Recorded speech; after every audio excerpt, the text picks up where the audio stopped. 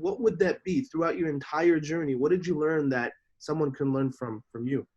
Yeah. So number one is consistency. And that's very generic advice, but it's also very important because sometimes we want to do something, we do it, like we want to go build muscles and we go to gym for like 2 days and then we quit, right?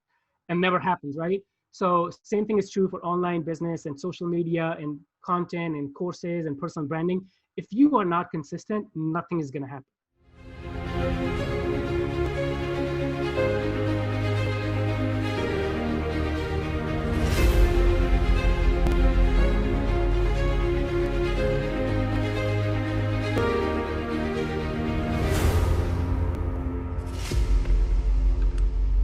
Awesome. Hey guys, and welcome to this episode of the Mogul Insider Podcast.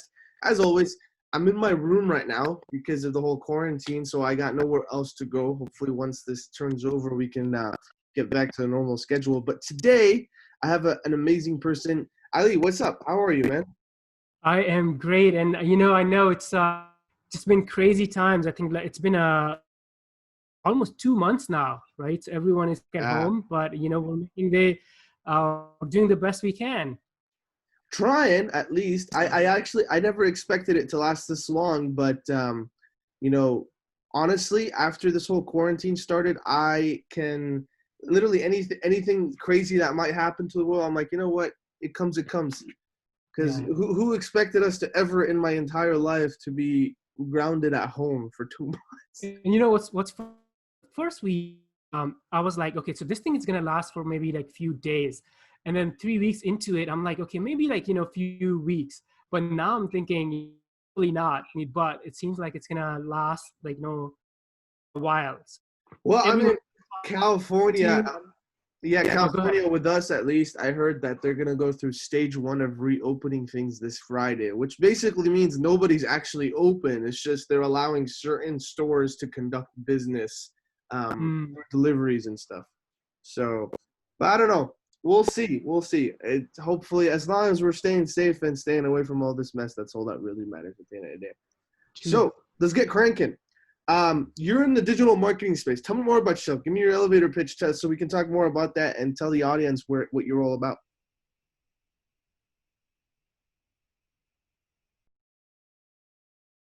I have an agency. Go ahead. Oh, so we're having audio. We're having little video technical difficulties, but you're go for it. Well, yeah, let's keep rolling. So I run a digital marketing agency. It's called iSocialU. So primarily work with some big brands and a lot of like small businesses and startups, and a lot on Facebook ads and lead gen. So that's like kind of number one thing I do. Two is I also teach online. So I have online courses and recently crossed 100,000 students. So that's wow, pretty exciting. Nice. And then number three, I also create content online. So I'm pretty active on TikTok, YouTube, LinkedIn. Those are like my number one platforms. And then I repurpose a lot of my content on Instagram and Facebook. So a bunch of different things. We can kind of like go into any direction that you want. That's awesome. What I want to get into the direction of is more so the digital marketing expertise. How did that start? Where did that come from? Were you originally in that spot before or no? No, you're gonna laugh. So my degree from college was electrical engineering. What? Yes. Interesting. My first job was software, and there came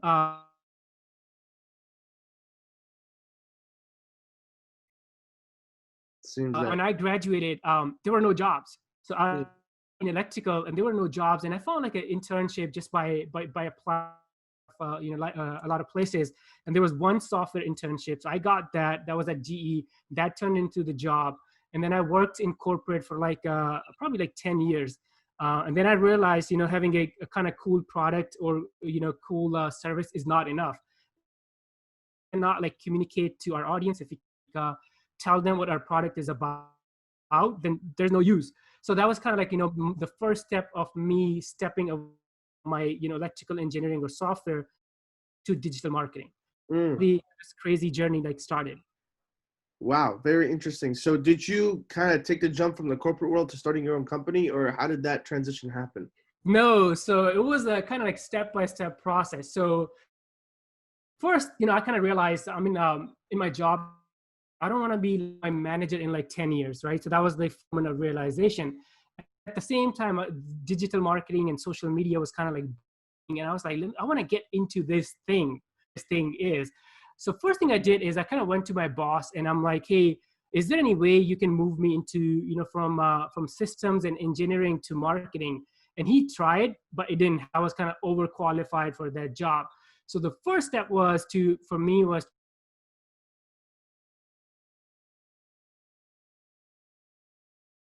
in Dallas, Texas. It was a smaller company and I took a huge pay cut, but I knew I was kind of getting closer to what I wanted to do.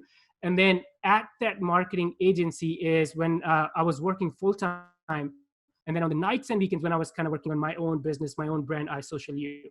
So it was, kind of looking back, it was step-by-step process.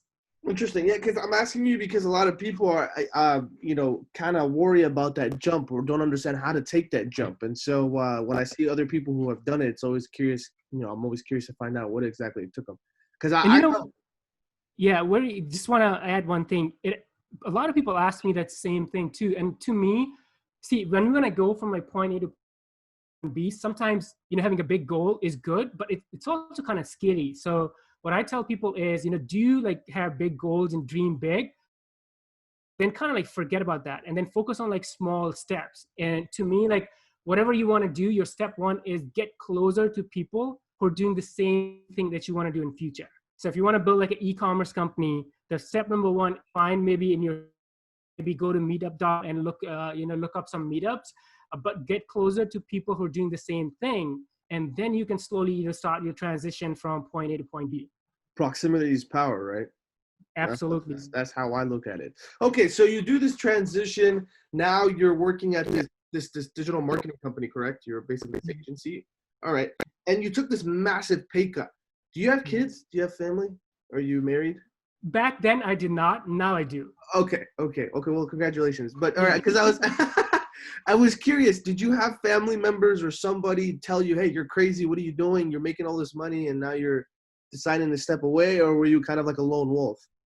No, whoever I spoke with, so I didn't have family, kids and stuff back then, but people didn't understand. Like people that I was talking to, and for them it didn't make sense because it was like your background is electrical, your job is actually really good, you're making like high 6 figures, and you are just completely like changing it. So they didn't understand. Actually, what's funny? I applied to, if I remember right, close to like 80 or 70 jobs. And it's kind of crazy because if you imagine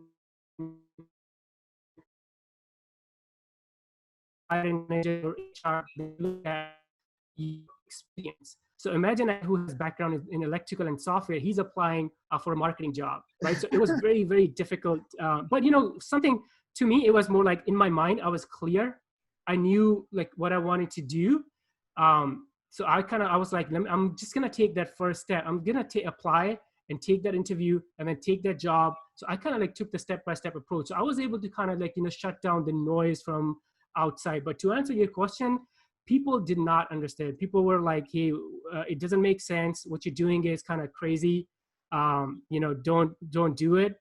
So even though I didn't have like the family, the kids and stuff, but my circle of friends and even the coworkers, for them, it was really hard to kind of grasp the idea. Hey, give me 1 second. Go for it, yeah.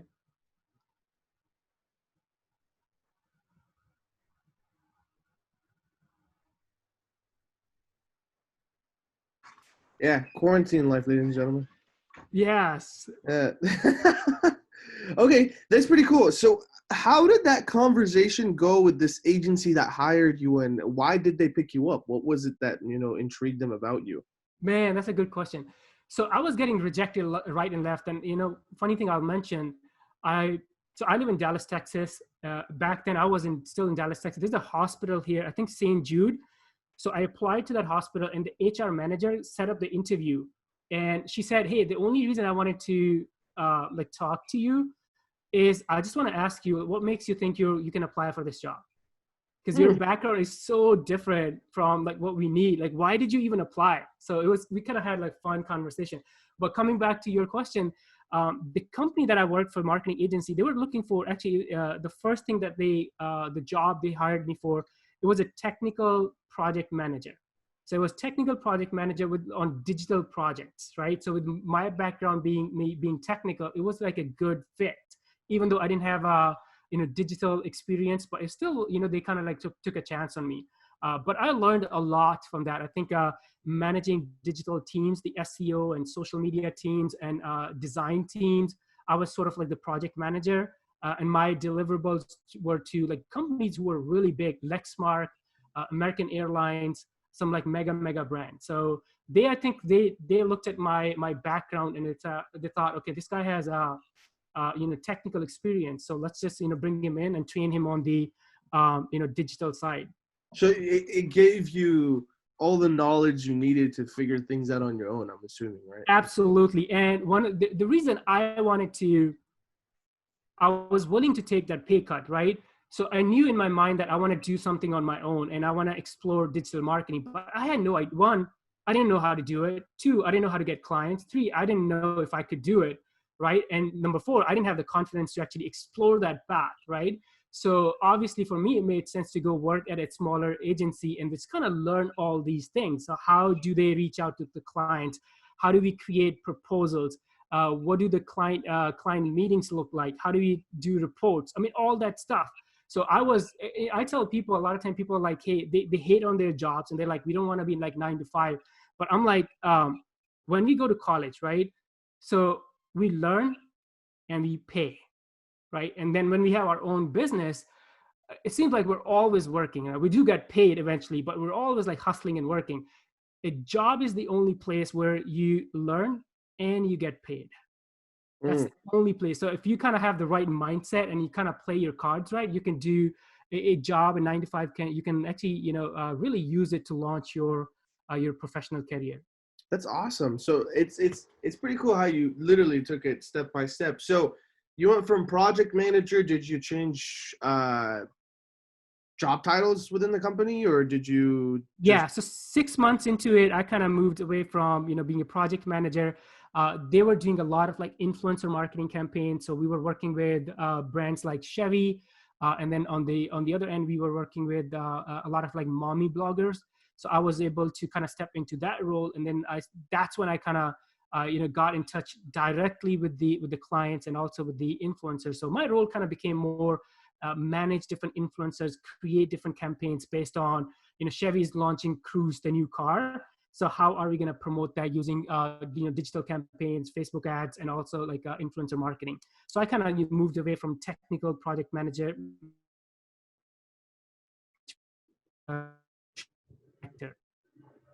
You cut off there. Sorry. What did you say? I said slowly I moved from being a technical project manager to a social media director. That is really cool. You go from technical all the way to, okay, that's sweet. And when did you finally decide I'm going to take the jump on my own and kind of go on and do my thing? So I was on the nights and the weekends, I was working on my own brand, right? So I was hustling and trying to get clients. And I think only when I had 5 clients, and then I knew I could make enough revenue to sustain it. And I also had the confidence to, hey, this thing, I can actually do it. I know how to get clients. I know how to deliver. That's when I kind of like quit my job and then went into my business, iSocialU, full time. So you started the company when you were still working at this agency, and you were kind of on the side on the nights, kind of doing your thing, trying to build it up. Is what I'm hearing. Part-time. So technically, I didn't start the company because I was like freelancing. So I started kind of my LLC or my company started after I quit the job. But nights and weekend, I was sort of like still like freelancing or consulting, just working with different clients. Who were your first clients? How did that feel to like finally do your thing on your side, on your own? So yeah, good question. So first thing I did was I jumped on Craigslist. So if you go to Craigslist and then the job section, there are a lot of people who hire these jobs, or they're hiring for different roles. So I would just kind of like pick up local businesses, a furniture store or a dentist or whatever, and I would send them an email. And sometimes their job title would say, hey, we're hiring like a marketing director, a marketing manager, a marketing assistant. And I would say in my email, I would say, hey, I'm not looking for a marketing job, but I can do what you're looking for. I can help you with SEO, or I can help you with Facebook ads. And also, what I would do is I would say in my email, I will actually give them the solution. So if someone was looking for, let's say, SEO, I'll tell them, hey, I'm not looking for SEO job, but I can help you. And by the way, here are 3 things that are broken on your website right now. So what that kind of helped me, secure those clients, because they looked at me as oh, so he's not looking for a full-time job, but he knows his stuff. And then also he's giving us the solution in the email. And obviously, when it comes to value up front, that they didn't have the time to implement this, right? So they came back and said, oh, okay, yeah, well, how do we work together? How was that? How did it feel when you first landed your first side gig? Oh man, it was great. I think the very first one was a clinical psychologist. So a guy, he was really probably 70, 75. And then he was looking for someone who could come and help build his business or market his business. So it was like a really interesting feeling. I didn't make a lot of money from the first client, but it was such a different feeling. And here's the guy who made like, high 6-figure in the job. And then I was still making good money at the marketing agency, but just making like few $100 on your own was like a different feeling. And now you're at 100,000 students, you're saying, on your courses? That is insane. Yes. So how long did this whole progression take you from where you are today to where you were like when you first started? What's the time? So I launched the company iSocialU. I launched in 2015, I want to say. And then I started creating courses, and my courses are on platforms like Udemy and Skillshare and Stack Skills and Stack Commerce, a lot of those marketplaces. And I believe I started teaching in 2016 or maybe late 2017, something like that. And someone just happened to mention in local networking event, someone brought up Udemy, and they said, okay, there's a way you can teach and create sort of like passive income. It turns out it's not passive income creating online courses. It's a lot of work. But then, when someone mentioned the names, I was like, let me actually do this and see, how everything turns out. And then I just kind of went deep into it. I enjoyed teaching. I still do.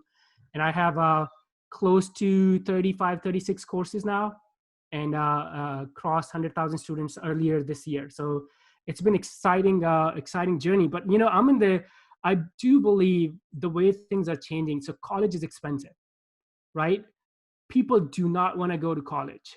We're lazy. We just want to sit on our couch and on these devices. We want all the entertainment, all the education, all the everything on this device.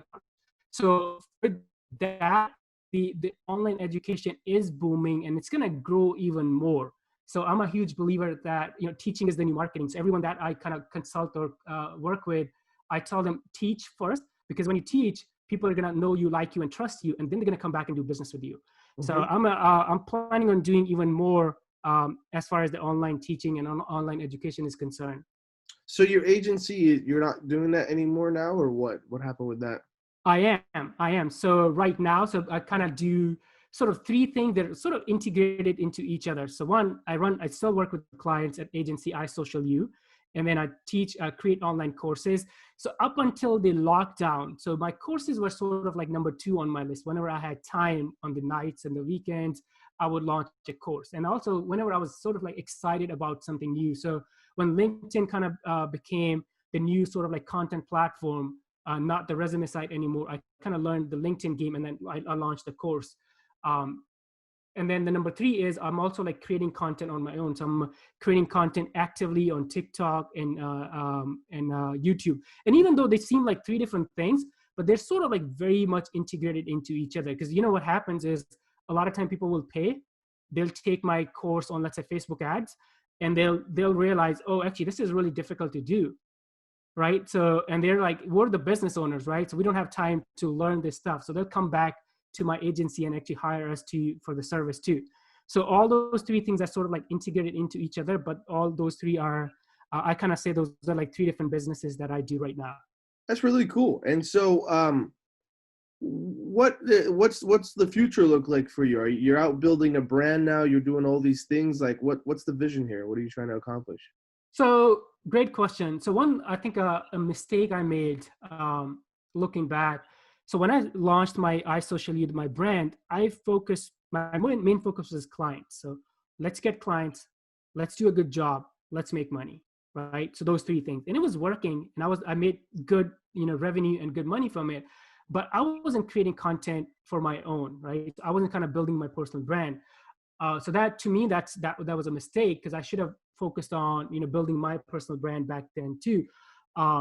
So back in this is 2020, so 2019, mid of 2019 is when I kind of took my personal brand more seriously, and I started creating content on TikTok and YouTube, and took LinkedIn more seriously. So that's the, coming back to your question, that's the vision right now. I think anyone who is building a business, your personal brand is huge. If people don't know you, people don't like you, don't trust you, your business is always going to struggle, and especially in the service-based business, because we want to go away from, we going and pitching to clients, we sending out the proposal, to a place where clients come to us, people come to us, right? And that happens when you have when you're in the process of building a personal brand. So my sort of the next thing for me is, or the vision for me is, I'm going to, create more content, build more a more personal brand for myself, teach more courses so I can kind of influence more people online. And also, if people come back and work with me, fine, great. If not, then they can learn something from my content, and then use it to build their businesses. That's awesome. So I appreciate you for sharing your story. Now let's get into more tactical, because I like to be value driven when it comes to these podcasts, especially for the listeners. So what I've noticed throughout all of this that you're telling me is, A, you don't mind taking risks, and B, you're very, very, very easily adaptable, meaning like you like testing things out, even if it's something new. Mm-hmm. From everything you've done, what are some the top 3 key lessons that, if you were to say them, just shorten them out into 3 things that you can kind of give out to the people who are listening, what would that be throughout your entire journey? What did you learn that someone can learn from you? Yeah. So number one is consistency. And that's very generic advice, but it's also very important, because sometimes we want to do something, we do it, like we want to go build muscles, and we go to gym for like 2 days and then we quit, right? And never happens, right? So same thing is true for online business and social media and content and courses and personal branding. If you are not consistent, nothing is going to happen. So that's like a lesson number one. Lesson number 2 is, when I wanted to start creating content online, my first platform that I focused on was Quora.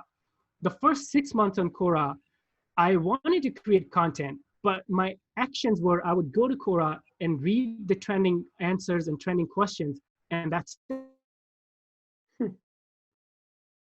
I wasn't producing, I was consuming content.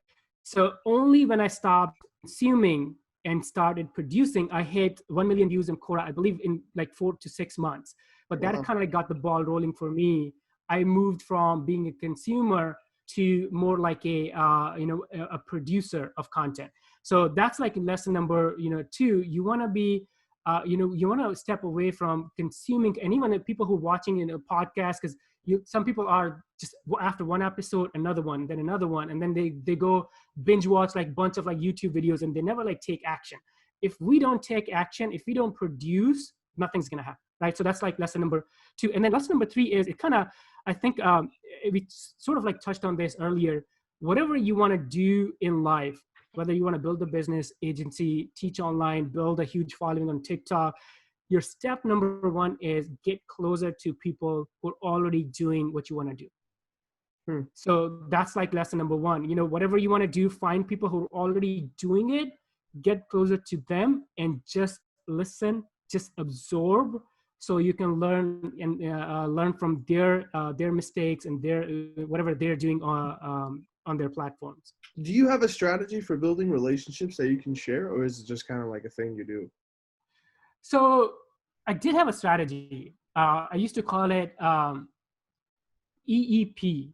So what EEP means is engage, and pitch. So what I used to do is, when I was back, when I used to kind of reach out to manage different like influencer marketing campaigns, right? So if I had an influencer that I wanted to reach out to, I would do EEP with that person. So for example, I want to reach out to you and let's say I identify you're really active on Instagram. I would engage with you first. That's the first E. Then I would engage with you another time. That's a second E. And with both E's, my hope is, or my goal is actually to get you to engage with me, to get you to notice me, to get you to comment on my post or respond to me. And only if I have accomplished that, then I would kind of do the P, which is either pitch or extend the relationship further. But that's the kind of like the strategy I used to use, to kind of connect with influencers back on Twitter and also on like Instagram. But now, like, kind of it has evolved. Now I believe if you want to build relationships, educate people, help them, teach them. That's the best way to kind of build the relationships. Education. That's an interesting kind of angle to come at it. I'm asking you this because I'm sure a lot of people that may be watching this podcast don't necessarily know for sure how to go out and approach those certain people that are doing what they want to do. Mm-hmm. I have another question for you. Does it matter to you? Let's just say, like, let's say I want to get into the digital marketing space, right? Does it matter if I go after someone who's mega successful, or just can I just go after like your typical startup and learn from there? As far as to get them as a client? No, not as a client. Just like to learn, because you said get in front of these people. Proximity is power. And I think the concept of this confuses people because they think they have to go to the Bill Gates of the world and learn from them. And it's like, no. You can kind of like learn from step by step from someone like your neighbor across the street. What are your thoughts on that? Great question. I would start with who do you have access to and what's easy for you to do? And here's what I mean. Because sometimes, I'm like, hey, I want to, a lot of times people ask this question in a different way. They ask me, what niche should we go into? What niche should we focus on, right? Startups or a dentist or furniture store. And kind of I say, who do you have access to easily? Imagine I tell you, hey, Adam, I want to build a marketing agency for dentists or doctors. Mm-hmm. And I don't know a single dentist and doctor. It's going to take me a lot of time to reach out to them and connect with them. Versus I tell them, hey, Adam, I want to build an agency for fitness niche and gym owners. And maybe I had a gym in my past life. Maybe I'm a regular, I'm into fitness. And maybe I know like 3 friends who are also into fitness. So in my circle, I know more people who are into fitness and then, health and lifestyle.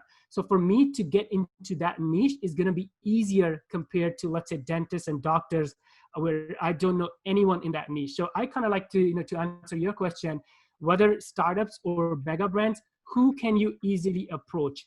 Do not wait. I kind of like that. I'm probably going to butcher the saying, but do what you can with what you have, do it right now.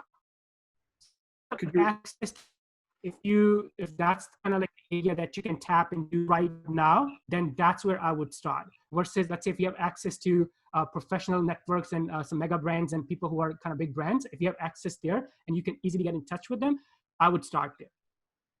So just kind of like look at what's in front of you.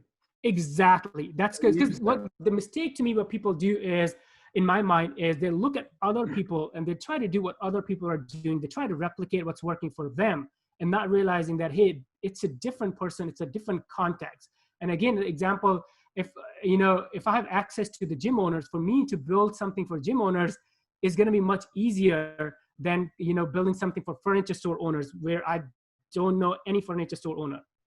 Right. So it's sort of like my answer to that question is look inside and then see what do you have access to, what you can easily, don't delay. Because another mistake people make is, hey, I want to be influencer. I want to start creating content on TikTok or XYZ, but I'm waiting because I don't know anyone who does it. So I'm doing research. I'm watching videos. I'm watching podcasts. And I'm watching interviews. To me, that's like waste of time. Interesting. Okay. Yeah, I love that you say that because I'm a big fan on that philosophy of just look at what's in front of you. Actually, my career comes from exactly that, like really just diving deep into what's in front of me. I was just like, I didn't know what I wanted to do. I'm a college dropout and I didn't have a degree or anything like that. And I was kind of like, okay, where do I start? took around. I had a friend who started a podcast. He was doing pretty well with it. I was like, oh, that sounds like fun. Let's try that out. And then so it kind of just went from there to step by step. It's literally, this is why I'm so big on the idea of like, if you're young, if you're 15, 16, 17, whatever, trying to figure out your career, don't worry about that. What you should do is just kind of build relationships and get to know people in different industries and see what you like.